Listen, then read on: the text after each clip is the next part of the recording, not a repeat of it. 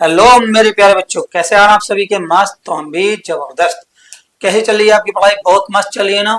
तो बिल्कुल सही बात है, आपके स्कूल की छुट्टी भी पड़ गई है, तो अब ज्यादा पढ़ाई कर लीजिए ना। तो प्लीज इसको, जो टाइम आपको मिला है, इसको यूज करने का प्रयोग करें। यूज करने का मतलब सोचें सबसे ज्यादा, अधिकतर अधिकतर कि इसमें हम ज्यादा से ज्यादा पढ़ाई कैसे कर सकते हैं। किसी का बैकलॉग हो गया, बैकलॉग का मतलब समझते हैं ना आप?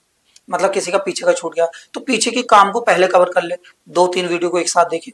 तो मतलब इस वक्त में यह है कि आपको पढ़ाई में लग जाना है, बिल्कुल। और इन 2-3 महीनों में, जो हमारे पास 3 महीने हैं, करीबन करीबन 110 दिन या 120 दिन का हमारे पास टाइम है, तो इसको ना आपको बड़ा इस्तेमाल करना है और बड़े प्यार से करना है। हम भी आपके एक क्रैश क्रैश कोर्स की सीरीज लेके आने वाले हैं, जिससे आपको बहुत भरपूर फायदा मिलेगा। उससे पहले जरूरी है कि आपको बहुत जल्दी अपना काम कर लेना चाहिए। ठीक है ना प्यारे बच्चों? तो चलते हैं आपके नए एक वीडियो में। तो जुड़े रहें मेरे साथ एंड टू एंड साइंस 369 पर, और करते रहें सब्सक्राइब अपने चैनल को, बढ़ाते रहें। कारवां रुकना नहीं चाहिए और कारवां बड़ा होता जाना चाहिए। जिस पे भी अगर कभी आपको देखने को मिला तो अब भी कहना कि ये चैनल हमने शुरू कराया था, ठीक है ना, और हमने इसको आगे बढ़ाया था। तो मुझे भी उस दिन गर्व होगा और आपको तो घमंड होगा ही उस बात पे कि आप जिस वक्त ये कह सकोगे ये चैनल हमारा था, हमारे सपोर्ट में आगे बढ़ा था, और फिर भी आप आगे बढ़ाते रहे। तो मैं आप बड़ा आभारी रहूंगा कि आप इस चैनल को आगे बढ़ाने की कोशिश अगर आप करते हैं, और आपका तहे दिल से शुक्रगुजार रहेंगे कि आपने इस चैनल को सपोर्ट किया है, अभी तक भी किया है, और अब प्यार भी बहुत अच्छा दे रहे हैं। उसके लिए बहुत बहुत धन्यवाद आपका। तो चलते हैं आपके 5.3 में क्वेश्चन नंबर 15 की तरफ। 4-14 तक हमने पूरे कर लिए थे। जिसने नहीं देखे हैं, पीछे जाके मेरी वीडियो में प्ले लिस्ट में पड़े हैं, प्ले लिस्ट में जाके इनको देख लें, और उसकी सारी चीजों को 12 की समझ के आगे क्वेश्चन नंबर 15 पे चलते हैं कि आज हम इस अभ्यास को खत्म करने वाले हैं। ठीक है ना? चलते हैं मेरे प्यारे बच्चों अब आगे। तो देखिए क्या कहता है इस क्वेश्चन नंबर 15 पे। निर्माण कार्य से संबंधित किसी ठेके में, निर्माण का मतलब होता है बनाना। अगर कोई कार्य बना रहे हैं, कोई कार्य बनाने का चल रहा है, ईंट पत्थर, मतलब जहां पर ईंट पत्थर का काम हो, उससे मकान बनाए, कुछ भी बनाए, उसको बनाने बोलते हैं निर्माण। ठेकेदार अगर ठेके को दे देते हैं, भैया तो बना के दे दिया, इतने पैसे बताओ। ठेकेदार ने एक निश्चित तिथि के बाद कार्य को विलंब से पूरा करने के लिए जुर्माना लगाने का प्रावधान इस प्रकार है। यानी निर्माण का कार्य अगर ठेकेदार उस काम को विलंब से करता है, तो उस पर जुर्माना लगाने का प्रावधान, जुर्माना लगाने का तरीका इस प्रकार है कि पहले दिन के लिए तो उसमें 200 रुपए दिए जाएंगे, एक दिन के विलंब, यानी 30 दिन में, हमने कहा 30 दिन में काम पूरा होना, और 30 दिन में नहीं कर पाया, 31 दिन में 200 रुपए उस पर जुर्माने का लगेगा। और दूसरे दिन के लिए 250 रुपए, तीसरे दिन के लिए 300 रुपए इत्यादि। अर्थात प्रत्येक उत्तर दिन का जुर्माना अपने से ठीक पहले दिन के जुर्माने से 50 अधिक है। यानी देखो, अगर 2 से है तो फिर 50 और फिर 300, यानी 50-50 बढ़ के जाएंगे, यानी हर बार 50-50 रुपए बढ़ते जाएंगे। एक ठेकेदार को जुर्माने के रूप में कितनी राशि अदा करनी पड़ेगी यदि वह इस कार्य को 30 दिन तक विलंब कर देता है? यानी उसे 30 दिन के बाद, अगर 30 दिन हो, 30 दिन के बाद काम पूरा करता है, कितनी राशि देनी पड़ेगी? ठीक है ना? तो प्यारे बच्चों इस बात को समझते हैं। सवाल तो बहुत ही इतना लंबा है कि मत मुझे पढ़ते पढ़ते हमारा दिमाग खराब हो रहा है, लेकिन इसमें पढ़ने वाली बात नहीं है। इसने कहा जुर्माने के प्रावधान इस प्रकार है, यानी जुर्माने की राशि की, यहां पर देख सकते हैं बेटे, जुर्माने की राशि की एपी। तो बेटे देखो एपी कितनी है, पहले तो 200 रुपए है, फिर 250 रुपए है, फिर 300 रुपए है, और कब तक है उसके? 30 दिनों तक। मतलब 30 दिनों तक उसे राशि देनी पड़ेगी। ठीक है ना? बस ये 50 रुपए अधिक है तो पता चल गया 50 में यही होगा।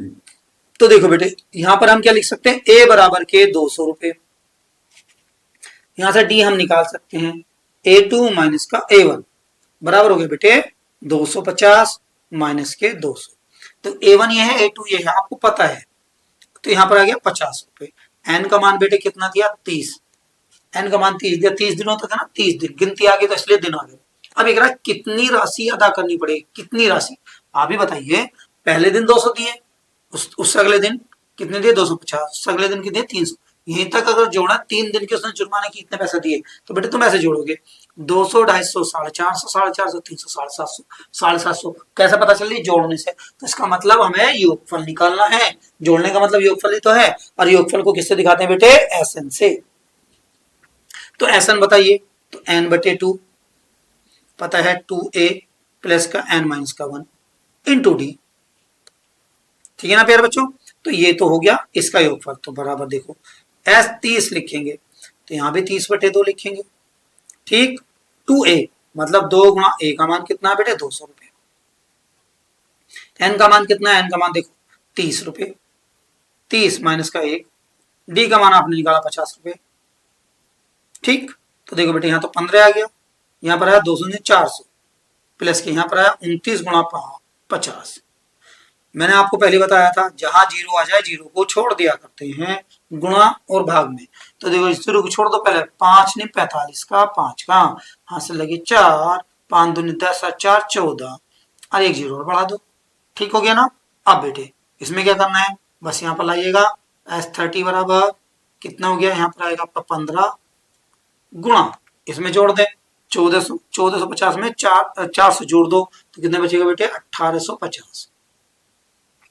अब देखो यहाँ 15 की गुणा करेंगे और हम जीरो को छोड़ देंगे, 15 पंजे 75, हाथ से लगे 7, 15 टे 120, 120 में 7 जोड़ो 127, 27 का 7 का, हाथ से लगे बेटे 12, 15 कम 15, 15 12 27 और ये आ गया एक जीरो हमने बढ़ा दी। तो बेटे इतने रुपए, तो इसका मतलब 30 दिनों के बाद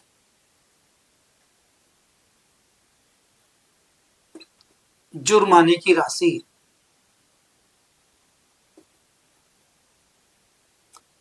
बराबर है 27,750 रुपए अदा करनी होगी। यही आपका क्या रहेगा बेटे आंसर रहेगा। तो चलते हैं क्वेश्चन नंबर 16 की तरफ। अच्छा जैसा स्कूल की बात कर रहा है, ठीक है ना, तो देखते हैं। ये कह रहा है किसी स्कूल के विद्यार्थी को उनके समग्र शैक्षिक प्रदर्शन के लिए, समग्र कहते हैं जो सामग्री दी थी, शैक्षिक प्रदर्शन मतलब उसमें जो शिक्षा के लिए दिया था उसका प्रदर्शन उन्होंने किया, उसके लिए 7 नगद पुरस्कार देने के लिए 700 रुपए की धनराशि रखी गई। यदि प्रत्येक पुरस्कार अपने ठीक पहले पुरस्कार से 20 रुपए कम है तो प्रत्येक पुरस्कार का मान ज्ञात कीजिए। बट इसके दो मेथड है, एक तो हमारे समांतर श्रेणी का और एक बिल्कुल नॉर्मल तरीका। तो पहले तो हम समांतर श्रेणी से सीखते हैं क्योंकि समांतर श्रेणी है, ठीक है ना, और उसके बाद फिर दूसरा मेथड सीखते हैं क्योंकि दोनों मेथड पे तो जो तुम्हारा मन करे ऊपर है, क्योंकि इसमें कहा नहीं गया है कि आपको समांतर श्रेणी से ही करना है। क्लियर है, तो चलते बेटे इसके दो मेथड है, जो आपको अच्छा लगे वो करना है। तो देखते हैं, ये कह रहा है कि इस स्कूल विद्यार्थी को अपने समग्र 7 नगद पुरस्कार दे गए, तो प्रत्येक की कह रहा है, तो मानते हैं, माना पहला नगद पुरस्कार बराबर है ए, तो दूसरा कितना हो गया बेटे, दूसरा नगद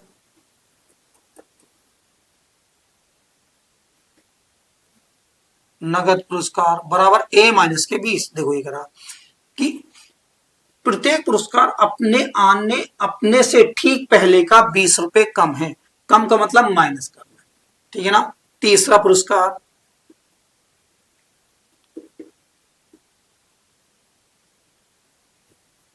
ए माइनस के 20 माइनस के 20 ए माइनस के 40, यानी इससे 20 कम है तो 20 कम इसमें जोड़ देंगे 40 हो जाएगा। तो इसलिए पुरस्कारों की राशि की एपी रख दो बेटे, एपी रख दो, ए होगा ए माइनस के 20 होगा, ए माइनस के 40 होगा, dot dot dot dot dot dot करते करते 7 तक रहेंगे क्योंकि 7 पुरस्कार है, 7 तक, ठीक है ना।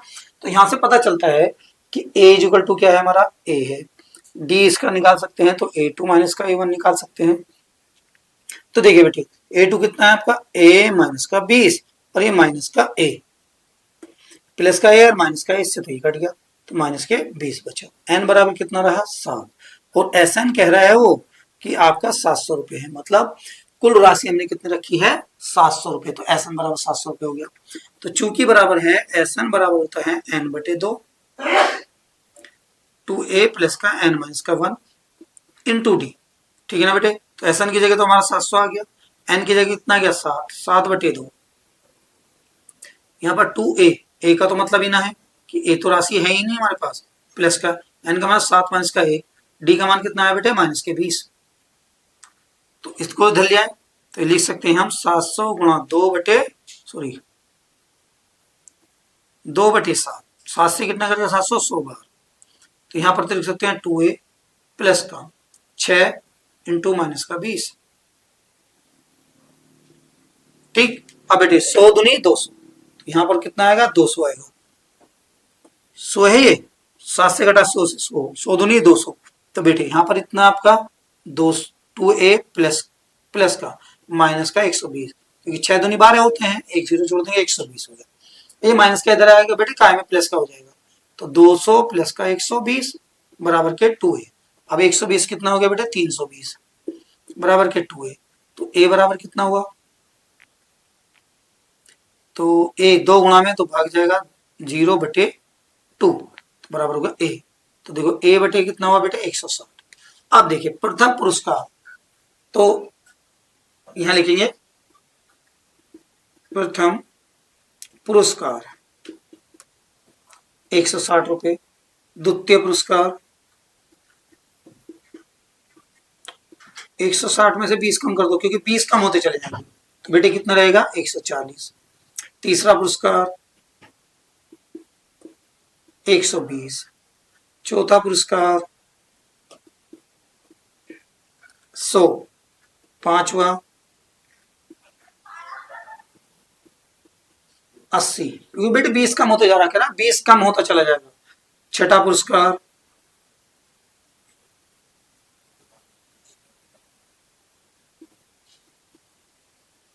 60 और सातवां पुरस्कार 40 रुपए। तो ये प्रत्येक पुरस्कार की क्या होगी बेटे मान की सारणी हो गई। तो आपको इस प्रकार हमें समांतर माध्य से ज्ञात कर लेना है। अब इसका सेकंड मेथड भी है कि आपको अगर लगता है कि हम इस तरीके से नहीं कर पा रहे हैं तो इसका सेकंड मेथड भी है, तो बेटे इसको भी देख लेते हैं कैसे है। ठीक है, आप चाहे वाला करें चाहे ये वाला करें, जो आसान लगे उसको करना है।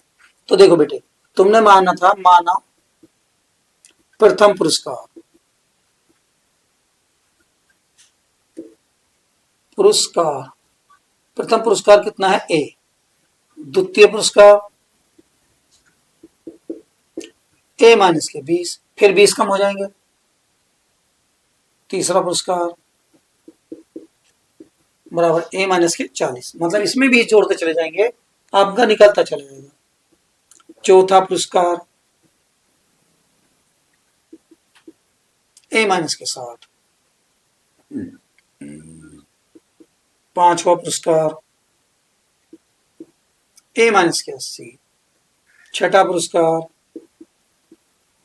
ए माइनस के 100, सातवां पुरस्कार ए माइनस के 120। ठीक है ना। अब इन सातों को जोड़ के कितनी राशि दी गई है 700 रुपए, यानी कुल 700 रुपए दी गई है इनको जोड़कर। तो प्रश्नानुसार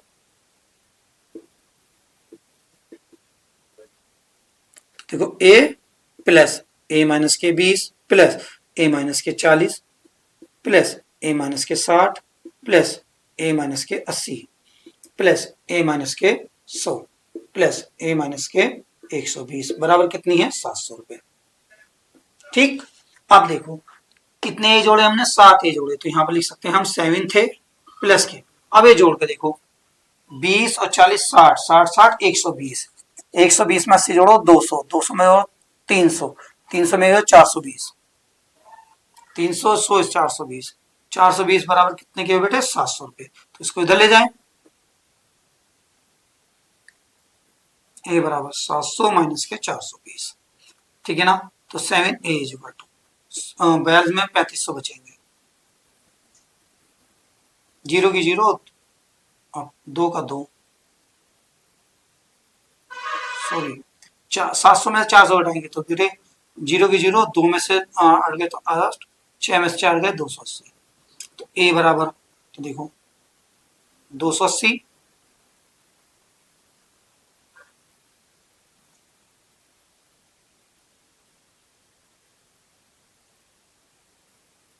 जोड़ना बेटे 60 60 120 200 300 420। ओहो बेटे ये माइनस के 420, तो इधर जाकर नहीं प्लस के बनेंगे, तो थोड़ी सी गलती होगी थी, तो ये करेंगे प्लस के। तो बेटे देखो 7 4 11 1120, तो ए बराबर के 1120 बटे 7, ए बराबर के सात ही काम सात, 11 में से 7 4 11, 11 से सॉरी 160 ही बचेंगे, लेकिन बेटे भाग देके देख लो 11 2, कभी तुम्हें गलत हो, सात ही काम सात, 7 4 11, एक बचा यहाँ पर 2, 7 6 42, अरे जीरो की जीरो, कितना बचा 160। तो देखो बेटे यहाँ पर हमारा एक हमारा 160 है, अब यहाँ पर मान रख देंगे। इसलिए प्रथम पुरस्कार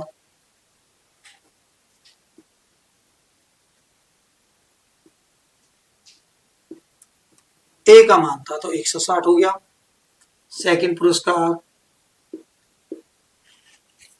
160 में से ए का मान 160 में से 20 घटा रहे हैं, तो 160 में से 20 के कितने बचेंगे 140 बचेंगे, ठीक है ना। थर्ड पुरस्कार देखो 160 में से 40 घटा रहे हैं तो 120 बचेंगे। फोर्थ पुरस्कार 120 में से 60 घटा रहे हैं, 120 में से 60 घटा रहे हैं, कितने बचेंगे, यहाँ से 160 में से 60 घटा रहे हैं तो बेटे बचेंगे 100, ठीक है ना। तो फिफ्थ पुरस्कार अब 160 में से 80 घटा रहे हैं, कितने बचेंगे 80 बचेंगे बेटे। और सिक्स पुरस्कार देखो 100 घटा रहे हैं तो कितने बचेंगे 60 घटा रहे हैं बस। सेवेंथ पुरस्कार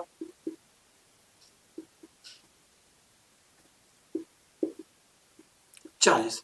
तो देखो बेटे जब भी मान यही आ रहे थे अब भी मान यही आ रहे हैं, तो आपकी मर्जी है कि आप इस मेथड से करें या दूसरे मेथड से करें, तो कोई परेशानी नहीं है, कोई दिक्कत नहीं है। तो क्वेश्चन नंबर 17 की तरफ को मूव करते हैं। चलिए बेटे क्वेश्चन नंबर 17 देखते हैं।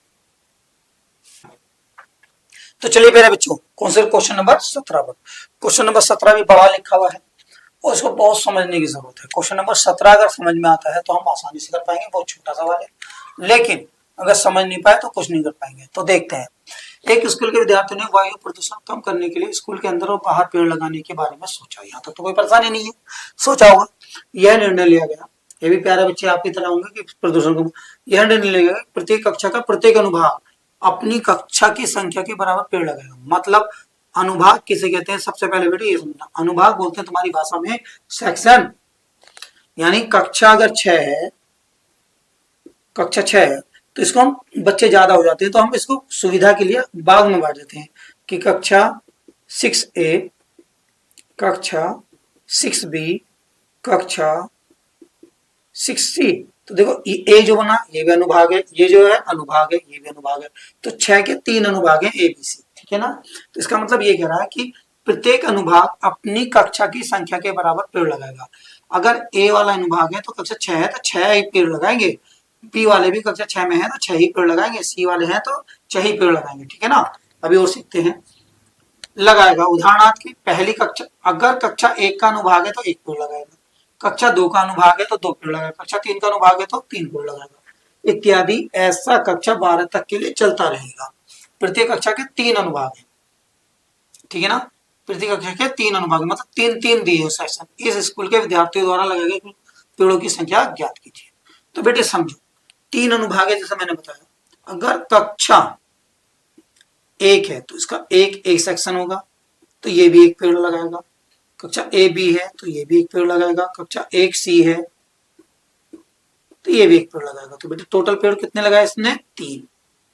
अगर हम 3 गुणा 1 लिख दें कोई परेशानी, या ऐसे कर दे 1 गुणा 3, मतलब एक पेड़ तो लगाएगा कक्षा के वाला, लेकिन 3 बार लगाएगा, 1 2 3 ये वाला, तो 3 आ गए। चलो अब और समझ में आती कक्षा 2 वाले, कक्षा 2A अगर 2A होगा, 2B होगा और 2C होगा तो ये अपनी कक्षा के बराबर पेड़ लगाएगा ये अनुभाग, तो ये कितने पेड़ लगाएगा 2 लगाएगा, ये कितने लगाएगा ये भी 2 लगाएगा, क्योंकि दूसरी भी कक्षा में, क्योंकि ये दूसरी कक्षा में सारे, तो 2 ही पेड़ लगाएंगे।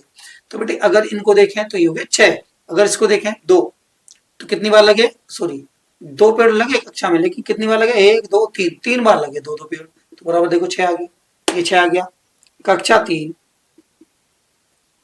3 का अगर 1 है, 3 का B है और 3 का ही C है, 3 का अनुभाग है, तो 3 पेड़ तो लगाएगा, ये भी 3 पेड़ लगाएगा, ये भी 3 पेड़ लगाएगा, तो बेटे कितने हो गए 9।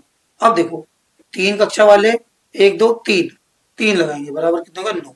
तो बेटे देखा अनुभाग जो है वो 3 है और वो उस कक्षा में क्या करते जा रहे हैं, गुणा करते जा रहे हैं, यानी अनुभाग की उस कक्षा में गुणा करके हमें क्या प्राप्त होगा, पेड़ों की संख्या प्राप्त होती रहेगी। तो इस प्रकार बनती है हमारी श्रेणी। तो देखो बेटे, अब हम यहां से बात कर सकते हैं, यहां बात कर सकते हैं कक्षा एक के पेड़ों की संख्या, एक के सॉरी फर्स्ट है, तो फर्स्ट के पेड़ों की संख्या बराबर के 1 गुणा 3 बराबर का 1, सॉरी बराबर के 3। ठीक, कक्षा सेकंड के पेड़ों की संख्या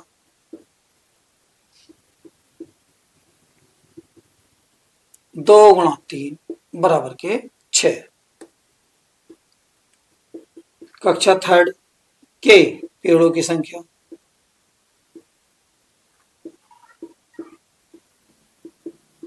3 गुणा 3 बराबर के 9।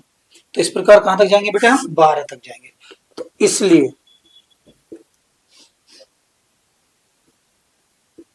पेड़ों की संख्या की एपी बराबर, देखो 3 लगी, 6 लगी, फिर 9 लगी, डॉट डॉट डॉट डॉट कहां तक गए बेटे, 12 तक गए। ठीक है, अब यहां से आप पता कर सकते हैं। तो ए बराबर तो आप जान गए 3 हुआ, डी बराबर भी आपको पता चल गया A2 माइनस का A1,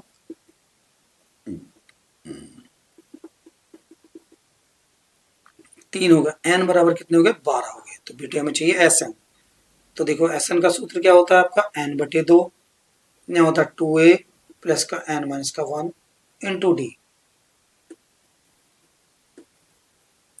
ठीक है ना, तो यहां पर लिखेंगे एस 12 बराबर के 12 बटे 2, 2 गुणा ए का मान कितना है आपका 3 प्लस के 12 माइनस का 1, क्योंकि 12 तक क्या डी का मान आपने निकाल लिया 3।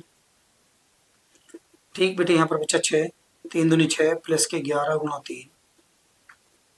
यहाँ पर देखो तो S12 बराबर कितने बचेंगे आपके 6, और यहाँ पर बचे 6, 6 प्लस के 11 दिया 33, तो वर्ग 6 39। अब देखो इसकी गुणा कर सकते हैं, 6 × 54, हाथ से लगे 5, 6 18 5 23, 334, यानी कुल पेड़ों की संख्या हुई, संख्या बराबर बेटे 234।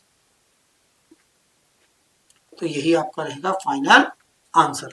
तो देखिए सवाल तो बड़ा है, लेकिन अगर हम समझ जाएं तो इसके हमें कुछ भी जरूरत नहीं पड़ेगी। तो ये वाला हुआ। तो चलते क्वेश्चन 18 की तरफ। ये कह रहा है कि केंद्र ए से प्रारंभ करते हुए, मतलब चित्र में दिखाया गया है, चलो बाद में देख, प्रारंभ करते हुए बारी बारी से केंद्र ए और बी को लेते हुए त्रिज्या इतने 0.5 सेंटीमीटर, 1 सेंटीमीटर, 1.5 सेंटीमीटर, 2 सेंटीमीटर वाले उत्तरोत्तर अर्धवृत्तों को खींचकर सर्पिल बनाया गया। सर्पिल कहते हैं बेटे गोलाकार बनाया गया, जैसे कि आकृति 5.4 में दर्शाया गया। देखो ये दर्शाया गया, तेरह क्रमागत 13 लेने अर्धवृत्तों से बने इस सर्पिल की कुल लंबाई क्या है, यदि 22/7 है। तो देखो बेटे, अगर हम यहाँ से यहाँ तक ले तो 0.5 है, अगर बी की ले यहाँ से यहाँ तक माननी पड़ेगी तो कितनी बन जाएगी आपकी, ये 1 बन जाएगी। फिर इससे ऊपर को जाएंगे यहाँ तक की, कितनी बन जाएगी आपकी, 1.5 बन जाएगी। अगर यहाँ पर गए यहाँ पर तो 2 बन जाएगी। ठीक है ना, तो मतलब इस प्रकार हम 13 सर्किल लेते चले जाएंगे, लेंगे अर्धवृत्त, ये आधा, फिर यहाँ पर ये आधा, फिर ऊपर आधा, फिर नीचे आधा। ठीक है ना, इस प्रकार हम लेते चले जाएंगे। तो चलो इस चित्र से भी हमें कुछ समझ में नहीं आता, यहाँ से पता चल रहा है कि जो इनकी त्रिज्याएं हैं क्रम से बढ़ रही हैं। ठीक है ना, तो यहाँ मान ले, पहले लिखते हैं हल, पहले वृत्त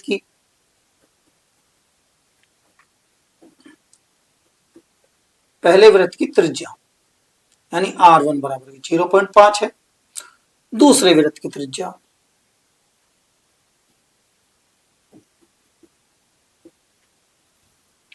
की त्रिज्या R2 1.0 है, तीसरे वृत्त की त्रिज्या R3। बेटे त्रिज्या को R से दिखाते हैं, रेडियस होता है ना इसलिए R से दिखाते हैं, तो R3 लिख दो, तो हो गया 1.5। ठीक है ना, और चौथे की वृत्त की त्रिज्या यानी R4 बराबर के 2 सेंटीमीटर। अब देखो इस प्रकार है, अगर हम सर्किल की लंबाई निकालें, क्योंकि सर्पिल अर्धवृत्त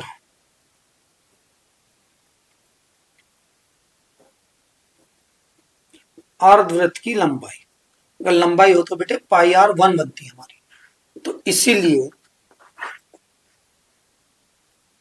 यहां पर लिखेंगे बेटे हम सर्पिल अर्धवृत्त की लंबाई की एपी तो देखो बेटे पाई R1 बनेगा प्लस पाई R2 बनेगा प्लस पाई R3 बनेगा प्लस के पाई R4 बनेगा। I3 बनेगा बेटे दो कहां तक है बेटे कितने 13 वृत्त तो प्लस के पाई R3 बनेगा कितना बनेगा I13 बनेगा। अगर बेटे अब इसका मान लें अगर हम यहाँ पर देखें तो देखो पाई तो हमारा कॉमन है तो देखो यहाँ पर R का मान R1 का मान कितना आया था हमारा यहाँ लेना R1 प्लस के R2 प्लस के R3 डॉट करते हुए प्लस के यहाँ पर R13 हो जाएगा मतलब 13 तक जाएंगे। तो देखो पाई हमारा कॉमन आ गया तो R1 का मान 0.5 था प्लस के यहाँ पर किसका मान है बेटे 1.0 है प्लस के 1.5 है डॉट कहाँ तक जाएगा ये 13 तक जाएगा। क्लियर। यहाँ से हमें एक बात पता चलती है तो ए का मान तो निकल गया हमारा ए का मान क्या निकला आपका 0.5। अब डी का मान निकाल लीजिए डी का मान कितना है बेटे आपका A2 माइनस का A1 तो देखिए बेटे 1.0 माइनस के 0.5 अब इसे घटाएंगे तो 0.5 बचेगा मतलब एक में से आधा जाएगा तो आधा ही बचेगा। ठीक है ना बेटे। चलो यहाँ पर हो गया। अब यहाँ पर निकालेंगे एन की संख्या बराबर कितनी बेटे 13 है तो ये कह रहा कुल लंबाई ज्ञात कीजिए तो एस एन ज्ञात करवाना ना तो एस एन लेंगे। एस एन में देखना है कि एन बटे 2 तो रहता है सॉरी तो देखो पाई हमारा कॉमन है तो पाई को हम पहले लिखेंगे यहाँ पर लिखेंगे एन बटे 2 ठीक है ना और यहाँ पर लिखेंगे 2a प्लस का n माइनस का 1 इंटू डी। क्लियर। आप देखो यहाँ तो लेंगे 22/7 बहुत बढ़िया n का मान कितना हमारा 13 बटे 2 ये रहा। अब यहाँ पर लेंगे हम 2 गुणा 1 हमारे 0.1 प्लस का n का मान 13 माइनस का 1 डी का मान कितना निकाला बेटा 0.5 तो 0.5 बहुत बढ़िया। 22/7 काट नहीं सकते हम तो इसलिए 22/7 रखेंगे। ये बराबर 13/2 भी नहीं कटने का 5 दूनी 10 1.0 प्लस का 12 गुणा 0.5 अगर हम ये लेते हैं तो देखो 22/7 बचा बेटे और यहाँ पर 13/2 बचा। अब यहाँ पर छोट मजरा ब्रैकेट और चलेगा तो ये ठीक। अब देखो 12 की गुणा होगी तो दशमलव के बाद 0 तो छोड़ देते हैं प्लस का 12×5 = 60 तो बराबर 0 होगी।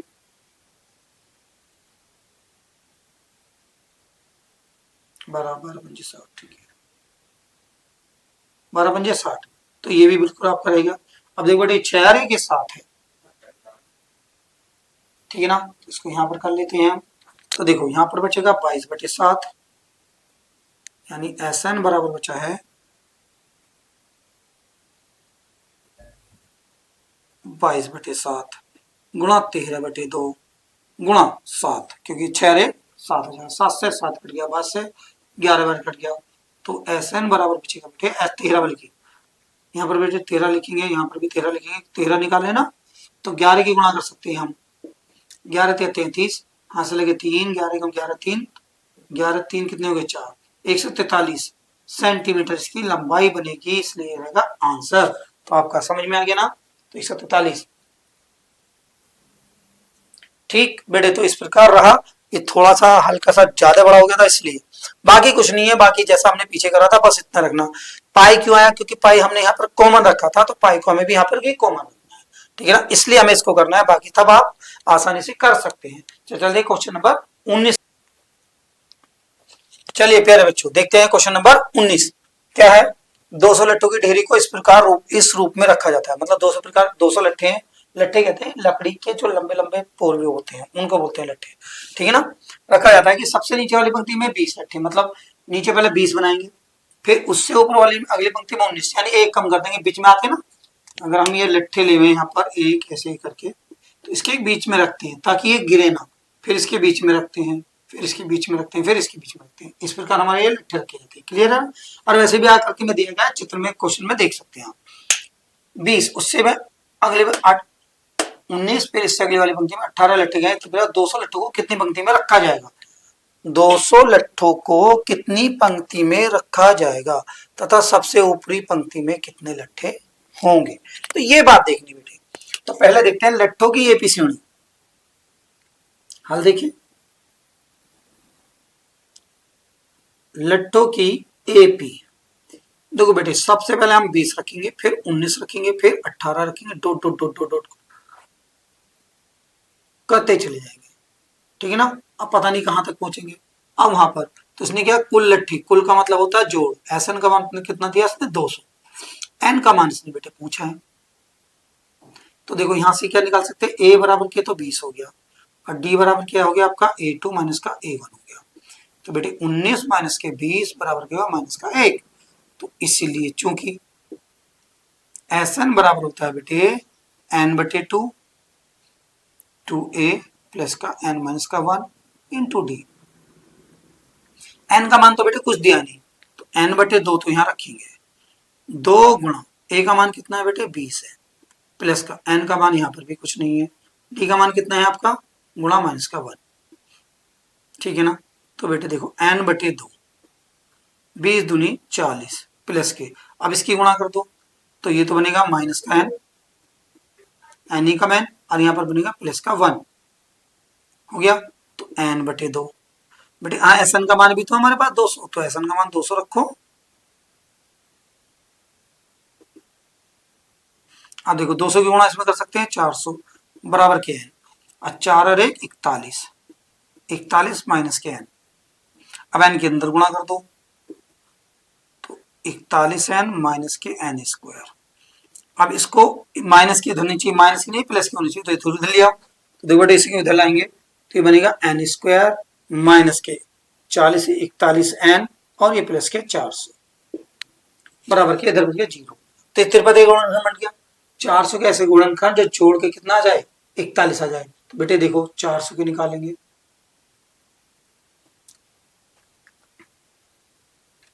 200 बने, 100 कट गया, 2 से कट गया 50, फिर 2 से कट गया बेटे आ गया 25, ठीक है ना। 2 दूनी 4 दूनी 8 दूनी 16, 16 25, क्योंकि यहाँ पर 16 आ जाएगा, तो 16 गुणा 25, ये तो गुणनखंड वही रहेंगे, बनेंगे 400 और 16 25, 16 और 25 कितने हो गए 41। सीधी सीधी बात है, तो यहाँ पर लिख सकते हैं हम n की घात 2 माइनस के 25 प्लस के 16, 400 के गुणनखंड जोड़ के 41 आ जाए तो n प्लस के 400।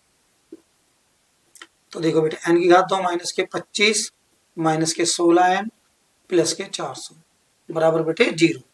तो देखो n लगाना पड़ेगा बेटे, n भूल गए थे, यहाँ पर n कॉमन है, तो n कॉमन लेंगे तो यहाँ n माइनस के 25 हो जाएगा। यहाँ पर हम माइनस के 16 कॉमन लेंगे तो n माइनस के 25 हो जाएगा, क्योंकि 16 से भाग देंगे 25 ही बचेगा।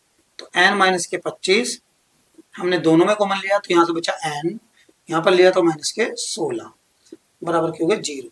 बेटे यदि n माइनस के 25 बराबर के 0, तो n बराबर कितने हुए बेटे 25। यदि n माइनस के 16 बराबर के 0, तो n बराबर कितना हुआ 16 हो गया। इसे तो रफ कर सकते हैं। तो बेटे अब हम यहाँ पर कंफ्यूज हो गए कि 25 लें या कितना लें, 16 लें। अब सोचने वाली बात है, अगर हम 25 लेते हैं और ये 20, पहले तो 20 ही रख रहा है, और फिर कसम 20 की अगर बना के देखें तो 200 है, तो 20 की भी ढेरी बनाए तो 10 तक पहुंचेगी, और 10 ढेरी अगर 25-25 की बनाए तो बेटे बताओ कितनी बचेगी, 250, मतलब 200 तो हो ही नहीं रहे, ठीक है ना। अगर हम 16 लें, 16 लें और 20 की ढेरी बनाए तो कम पड़ेगी ना बनेगी, ठीक है ना। तो इसलिए पड़ेगा, इससे तो मानने से नहीं होगा, n बराबर कितना लेना पड़ेगा 16। इसलिए ढेरी में 16 पंक्तियां होंगी, क्योंकि 25 से अगर तुमने 10 भी बना दी तो भी 250 बन जाएंगी 20-20 की। तो बेटे इससे तो होगा नहीं, बाकी आपका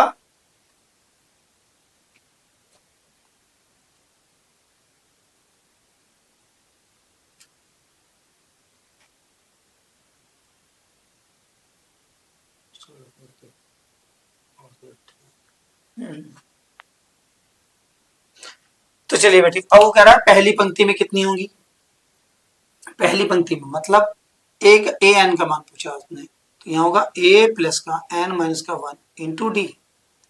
ए एन का मान तो है, मतलब ए की 16वीं डिग्री में कितना होगा, नीचे से ऊपर को जाएंगे तो 16वीं डिग्री मिलेगी, नीचे से ऊपर को जाएंगे यहाँ पर पहली, यहाँ से गिनती शुरू हुई, गिनती में तो पहली में तो 20 है, ठीक है ना, दूसरी में 19, तीसरी में 18। अगर यहाँ से गिनती शुरू करते हैं 1 2 3 तो कितनी पंक्तियां 16, तो 16वीं पंक्ति में क्या करवा रहा वो, ठीक है ना, नीचे से गिनेंगे। हाँ तो 16 गया, ए का मान तो 20 आता है, प्लस का एन का मान कितना आता है बेटे, यहाँ 16 है तो 16 माइनस का ए, डी का मान कितना है माइनस का ए, क्लियर। यहाँ पर 20 प्लस के 16 में से गए तो 15 गुणा माइनस का 1 बराबर के 20 प्लस के 15 कम 15, 15 माइनस के, तो कितने बचे बेटे 5, ये रहा आंसर। इसलिए पहली पंक्ति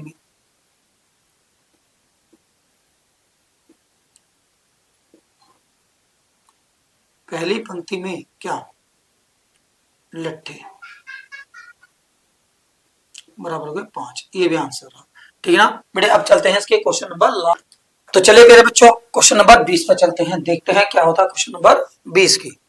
तो देखो 20 भी बहुत बढ़िया तुम्हारे लिए है, कुछ जो 20 पे दिया गया, इसमें कहते हैं कि एक आलू दौड़ में, यानी आलू रखे गए हैं, आलू की दौड़ की प्रतियोगिता की गई है, प्रारंभिक स्थान पर बाल्टी रखी है, चलो भाई बाल्टी बना लेते हैं, ठीक है ना, चित्र के द्वारा थोड़ा समझेंगे।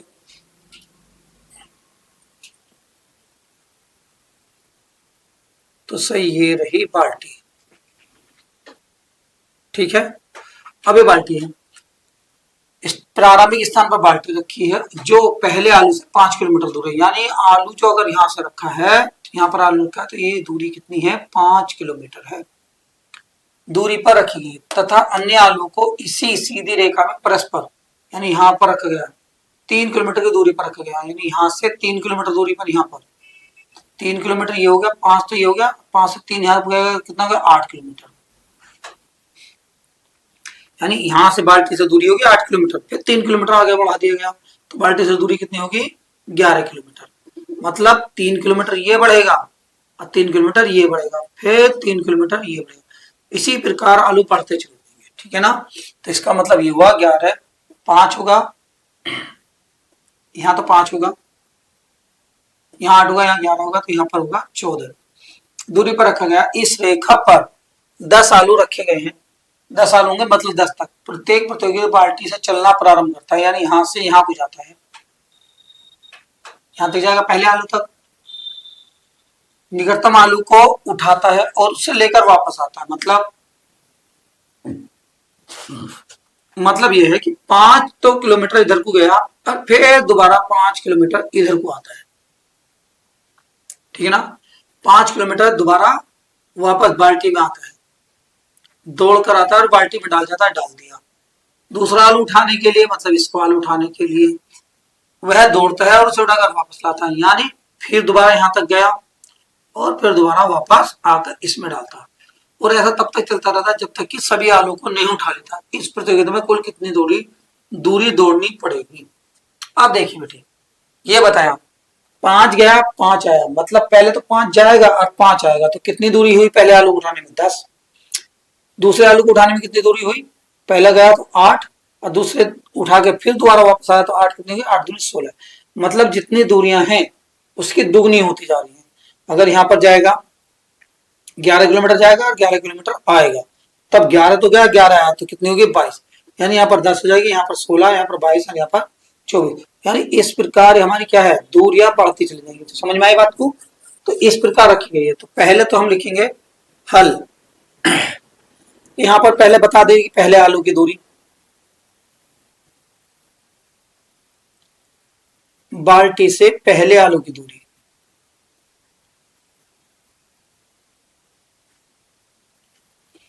दूरी बराबर 5 किलोमीटर, ठीक।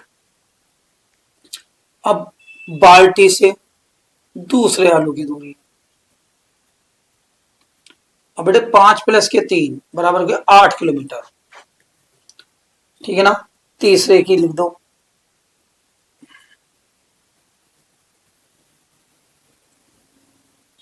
तीसरे आलू की दूरी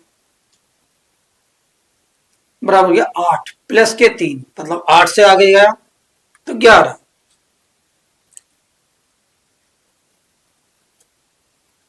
बाल्टी से चौथे आलू की दूरी 11 प्लस के 3 मतलब 14। मतलब इस प्रकार बढ़ते रहेंगे 10 आलू तक जाएंगे, ठीक है ना। अब चली गई दूरी,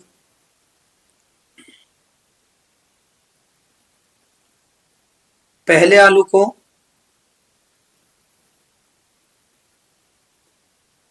उठाने में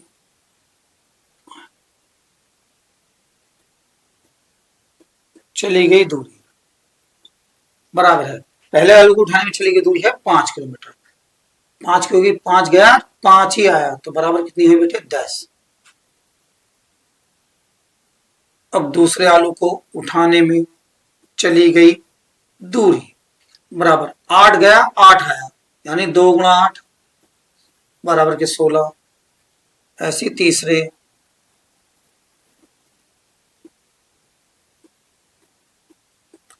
3 गुणा 11 बराबर के 22। चौथे आलू को उठाने में चली गई दूरी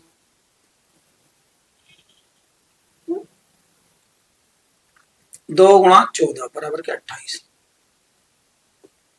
तो देखो बेटे, यहां भी 6 का अंतर हुआ, यहां भी 6 का अंतर हुआ, यहां भी 6 का अंतर हुआ, तो से भी क्या बन गई, एपी श्रेणी बन गई। इसलिए एपी बराबर, तो पहले तो 10, फिर 16, फिर 22, फिर 28, 1 2 3 4 तक है, मतलब ये जाएगा कहां तक, 10 तक। तो देखो यहां से हम निकाल सकते हैं, तो ए बराबर तो 10 आ गया, तो डी बराबर क्या निकालेंगे, A2 माइनस का A1 बराबर का 16 माइनस के 10 बराबर कितने हो गए 6, और n का मान यहाँ पर कितना आ गया हमारा 10, तो इसे यहाँ पर लिखेंगे SN, n बटे 2 2a प्लस का n माइनस का 1 इंटू डी, क्योंकि कुल दूरी निकालने, कुल दूरी तो जोड़ के निकलेगी, तो यहाँ होगा 10 बटे 2, तो इसलिए हम SN का सूत्र लगाएंगे, तो 2 गुणा 1 का मान आया आपका 10 प्लस का यह है 10 माइनस का 1 और डी का मान आया 6। 5 10 दूनी 20 प्लस के 9 गुणा 6,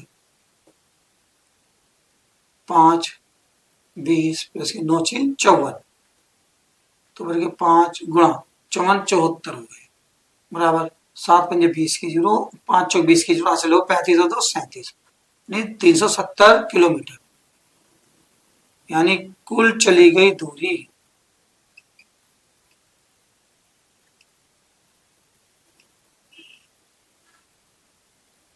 370 किलोमीटर है, ठीक है ना। यही आंसर रहा, और इस प्रकार आपका अध्याय नंबर 5 पूरा समाप्त हो जाता है। तो प्लीज इस अभ्यास को रिवीजन के तौर पर 2 बार जरूर देखें, ताकि हमारे बोर्ड एग्जाम में इसके कोई भी सवाल ना छूटे। 2 नंबर में और 5 नंबर में इसमें सवाल देखने को मिलते हैं, ठीक है ना। चलेंगे फिर अपने नेक्स्ट अध्याय पर, तो तब तक के लिए आप पढ़ते रहें और मस्त रहें। ओके।